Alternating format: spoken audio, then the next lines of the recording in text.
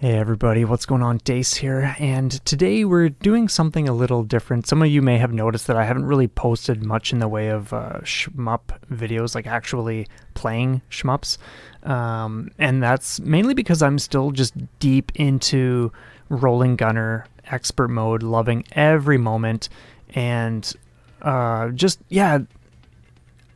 of why I wanted to do this episode specifically was to kind of just share a little bit about why I am just so gripped by this game, what I'm loving about it. So I'm just going to take a few minutes to go over a few things, and then we're going to touch on some stage stuff and just get into a little bit of like a breakdown of things I've been working on, things I've been experimenting with, and that sort of stuff.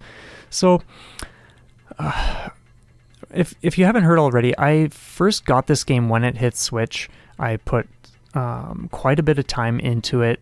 At the time, my main focus was kind of just doing like no bomb, no miss, no hyper, experimenting on expert mode, and that was a very big learning experience. Eventually, I didn't. The aim was never to really clear the game. Like obviously, if that happened, then great. But at the time, it was more or less just putting myself in a situation that was ridiculously challenging and learning how to progress in that situation, and it was awesome. Like I loved it, but eventually I got on to other things. This time around, now that I've worked my way up to expert mode, actually having cleared like casual and original and whatnot, I'm allowing myself to use my resources this time, but the focus for me is very much on breaking things down, really digging deep into as much of the game as possible, and just the way the stages work and all that kind of stuff, because this is one of the best shmups I have ever played. And if there hasn't been a game that deserves, like, obviously every shmup deserves like time and attention, of course, but this one, I feel I love this one to such a degree, and it is just masterfully crafted to such an insane degree that I want to know this game inside and out. So even though I'm aiming to clear it, and that's like what I'm gonna keep doing, like keep chipping away at, I'm really just enjoying taking my time and putting lots of effort into the breakdown itself, like just the learning, and it's just over the top how many layers of learning are just crammed into this experience based on the way you aim, the positioning, the fact that enemies can come from all over the place. Like it's really bonkers stuff. So yeah, I've been loving this. So anyway, we're gonna take a look at stage 3 and stage 6, and I'll touch on more why we're gonna do that. But for stage 3 specifically, I'm gonna show the original route that I put together, that I have used for a number of weeks, and then we're going to show a section, or I'm going to show a section of how I have adjusted that to reduce the bomb use in that stage by 1 bomb.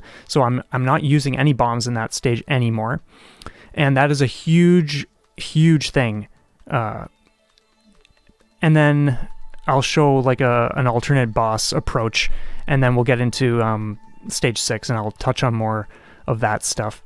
But yeah, anyway, so let's just get into stage 3, which is about to boot up. I'm just watching over the footage as we go. So, all right, so one thing I will say is stage 3 is probably one of the craziest stages to get used to. If you have ever played expert mode, or even probably original mode to some extent, but especially expert mode, like stages 3, 4, 5, and 6 all have very fierce openings where you just need to know how and what to do and all this kind of stuff. Every single hyper mode activation you see in here in this stage is a planned one. So there's nothing like, you might see things that look crazy and like, oh man, he almost took a hit, like, but it's planned that way. There are very specific things, and this is part of what I love about this game, is just the timing, the things you need to pay attention to in order to time when you're going to have a full gauge, or the things you need to do to ensure you get an automatic full refill or close to it upon the death of an enemy. So this boss, for instance, this took quite some time to figure out the timing, the positioning, how far to move back, how much gold to get. You don't want to get too much because sometimes you end up with only like 120 energy there, whereas in the video footage we have here, I had like 910, and that is ideally what you want to be getting. So if you're going for the approach of like capitalizing on just like topping up your gauge. Otherwise, it can be a very slow process, and then you run into all sorts of situations where you don't have a gauge full when you need it most. And especially when you are focusing on not using bombs for a specific stage or a specific section or whatever the case is, you really have to put the time into learning what to do and how to do it and all that kind of stuff. But yeah, this is an absolute blast of a stage. This section right here that we're seeing, this one was a tricky thing to figure out too for quite some time. This whole stage can just be a mess for a while until you finally start piecing together these little things.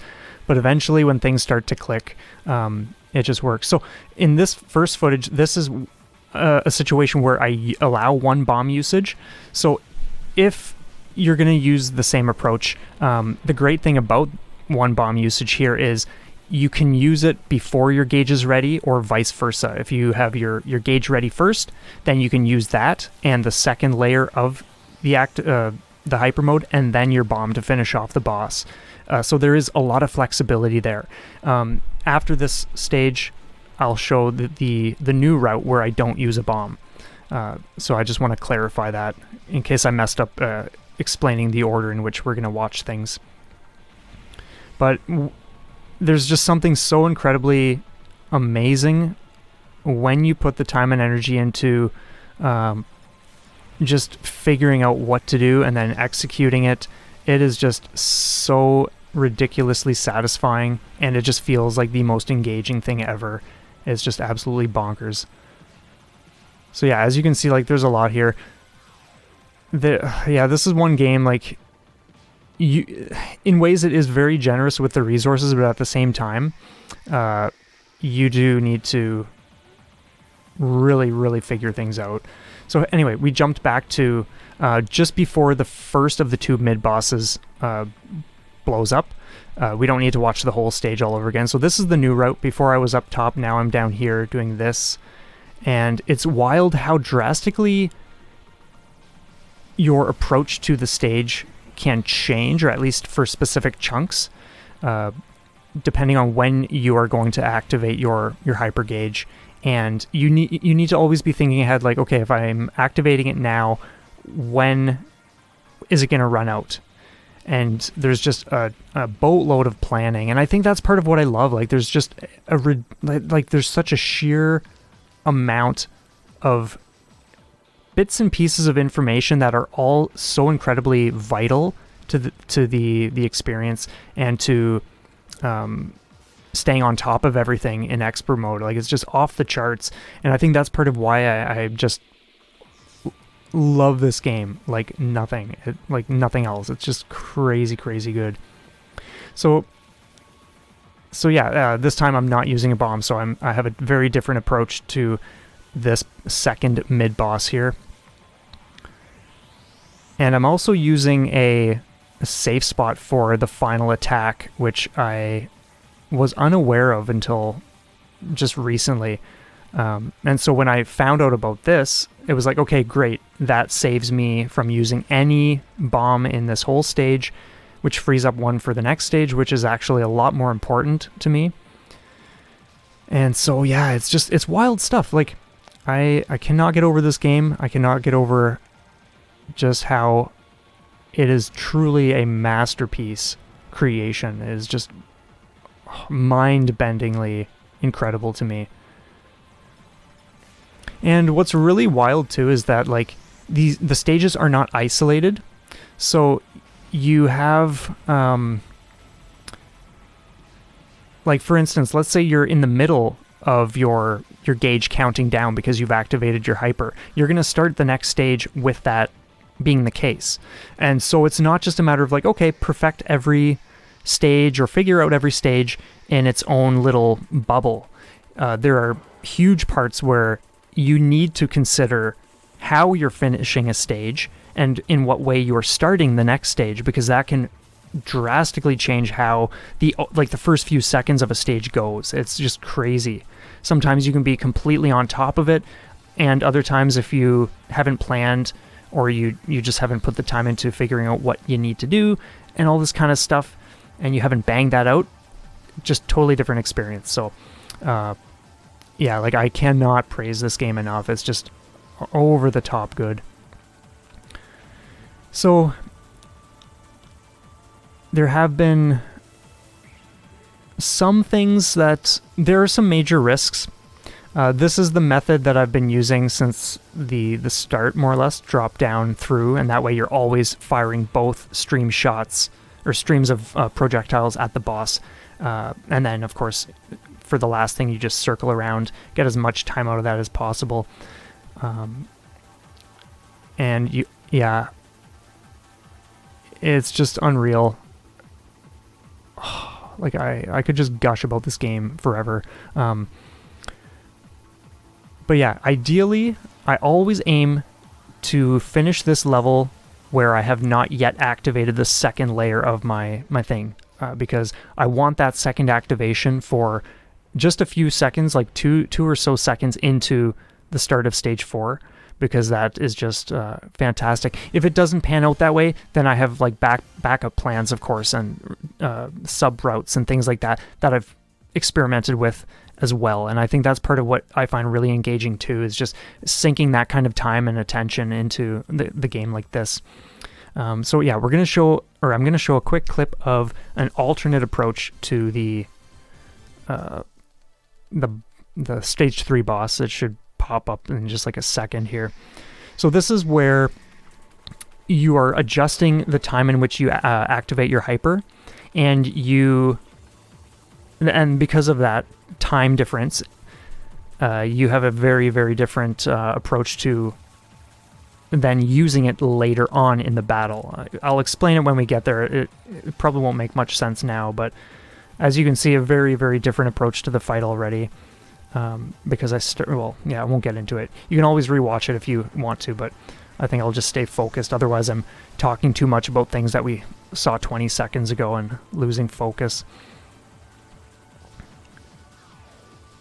So this is an example where that wasn't timed as well as it could have been, and that's one of the risks with this route. I'm not crazy about this method, to be honest.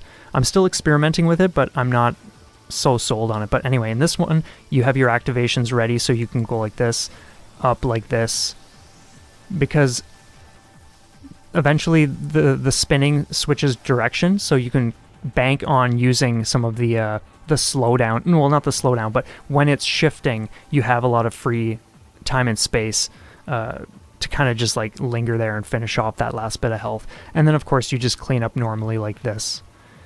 Sometimes if you've advanced a little too fast, either because of the rank or whatever the case is, or sometimes the explosion of the boss will send him further back, and so you don't actually have much time at all to circle him behind, or circle behind him. So there are different nuances like that which can very quickly change the experience. But these are all things that I'm very excited to just kind of, keep dipping into, keep playing, experimenting, just learning as much as I can, really.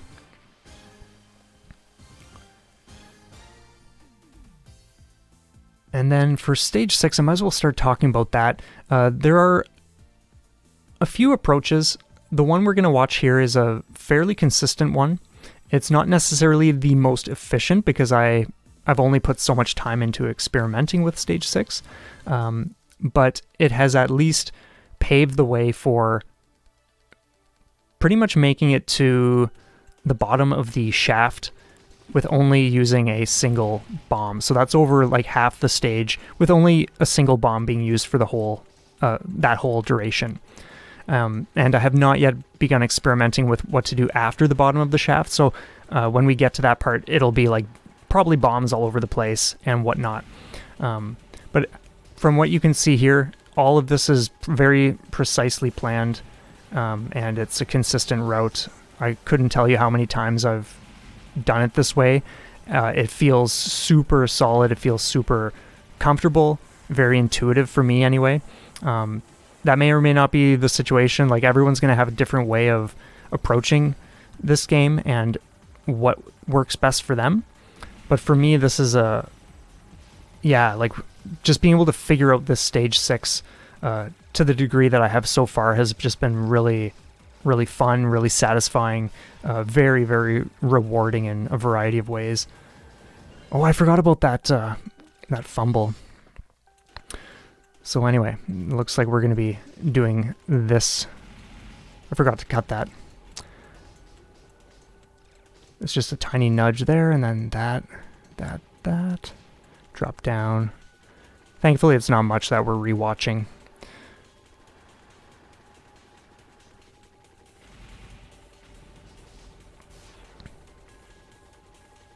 And yeah, when I say consistent, like, obviously there's still fumbles here and there, but in general, like, when I say consistent, it means that, like, most of the time it's always working.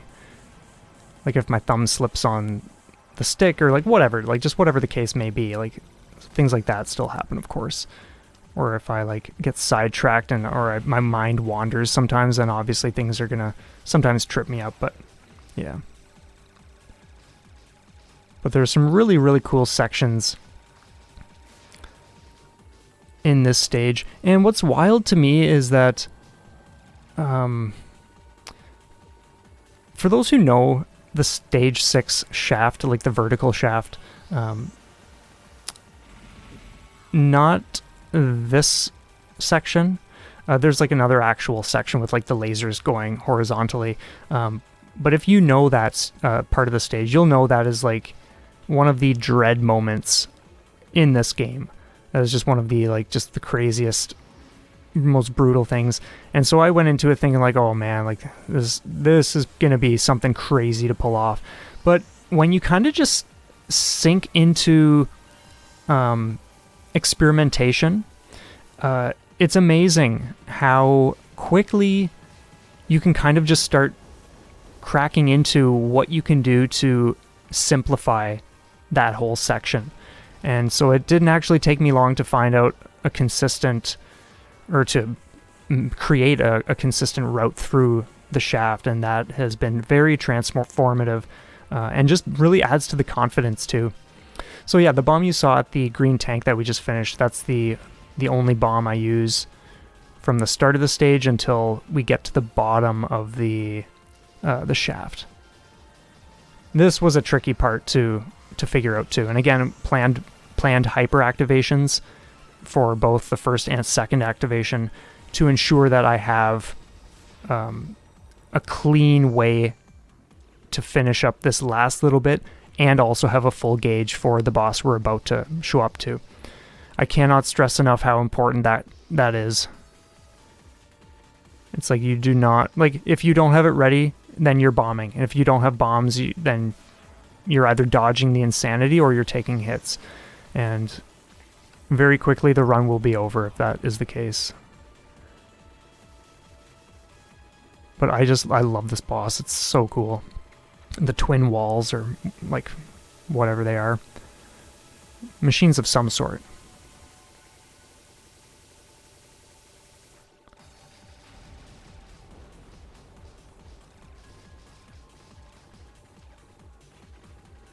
So we are about to reach the shaft.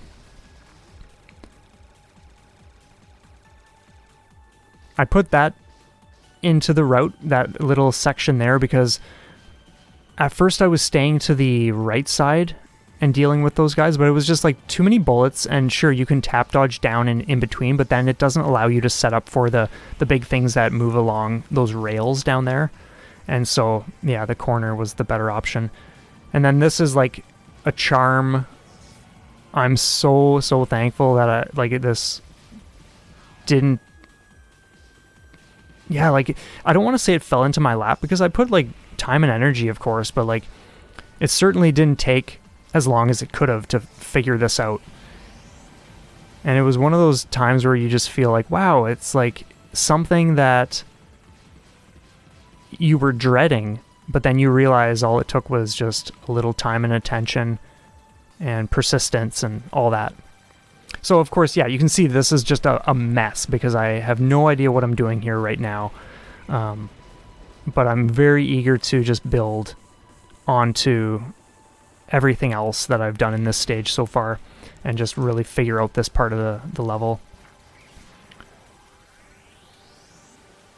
Those big ships sometimes feel like they take a while to take down, and they do lock you in with just the way their shots spread out and stuff.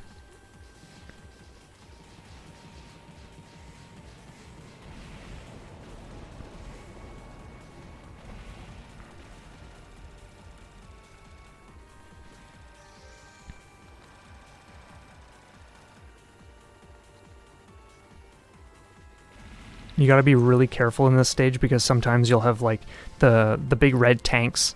You'll be backing away from their shots as you're waiting for them to blow up, but then a big wave of enemies will come from behind, and boom, there go all your bombs, because when you auto-bomb, or when you get hit with bombs, you lose all of them, unless you manually use it, of course. So you really gotta watch for stuff like that.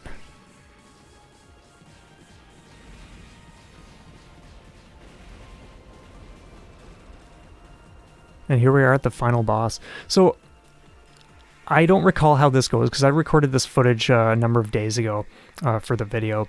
But I have done practice sessions in the past, and I can beat the boss with only losing a single life. So we'll see how this goes. Like, this is obviously in a fairly unpracticed mode, just because the final boss hasn't been a focus for some weeks at this point.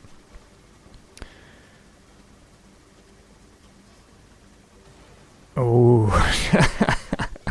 crazy stuff.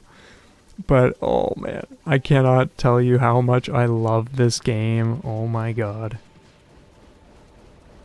And there is something I could be doing with my bombs instead of just firing them off normally or losing them like that. And I have mentioned this in other recent videos I've done on Rolling Gunner, where you activate your hyper, and then you do it again, and then you bomb immediately, and that, like, you do this when there's like a huge screen full of bullets, and then you get like a full gauge right away, and that's kind of like a way of using your bombs to stretch your resources even further, because you're getting a full gauge, which means you can activate it and then activate it again, and rinse and repeat and that kind of stuff. So that trick can be used for just, doing incredible things and kind of just like bypassing huge sections of nasty attacks. If you haven't figured them out, or if you have a panic moment and you just know you got to do that, then that's that. But yeah, as you can see, losing all sorts of lives here and not playing very well, which doesn't surprise me since it hasn't been a focus, like I said. But yeah, I at least figured I would share it since we did watch the whole stage from start to finish. But what a brilliant attack. Actually, this attack here, this was my YouTube channel like icon or image for the longest time, like a zoom in of the blue shots in the middle there. And I think I had another one from another game at one point, but then I have eventually put together a logo. Oh man. But anyway, that is that. I've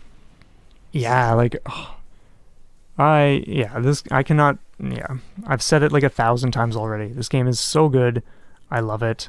I'm excited to just keep digging deeper and deeper into it and just experience as much as I can with this game. But anyway, let me know what you think. If you have recently been playing Rolling Gunner, or more or less whatever you feel like sharing. Have a stellar one. Thanks so much for being here, and I'll leave it I'll leave it there for now. Take care, everybody.